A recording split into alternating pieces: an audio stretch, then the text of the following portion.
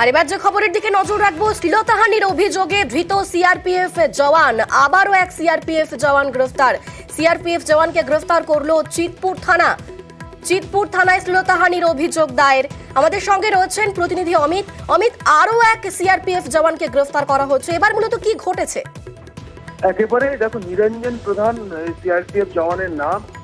তিনি বারুইপুরে ভোটের ডিউটি করতে এসেছে এবং আজকে কলকাতা স্টেশন থেকে তার ফিরে যাওয়ার কথা ছিল, কিন্তু কলকাতা স্টেশনে কালকে তাদের টিম আসে এবং সেখানে বড় অফিসের পাশে এক মহিলার শ্লীলতাহানি তিনি করেছেন এমনটা এক অভিযোগ, এবং চিতপুর থানাতে ওই মহিলা লিখিত অভিযোগ করেন নিরঞ্জন প্রধানের বিরুদ্ধে, যিনি সিআরপিএফ জওয়ান। এবং এরপরই রাতেই নিরঞ্জন প্রধানকে গ্রেপ্তার করা হয়েছে চিতপুর থানার তরফে। এবং মহিলা যেটা অভিযোগ করেছেন, পুলিশ সূত্র থেকে দাবি করা হচ্ছে যে এই নিরঞ্জন প্রধান ওই মহিলার বাড়িতে ঢুকে মহিলার শ্লীলতাহানি করেন, এমনটাই কিন্তু অভিযোগ। এবং সেই লিখিত অভিযোগের ভিত্তিতে ইতিমধ্যেই মামলা রুজু করা হয়েছে পুলিশের তরফে এবং নিরঞ্জন প্রধানকে গ্রেপ্তার করা হয়েছে।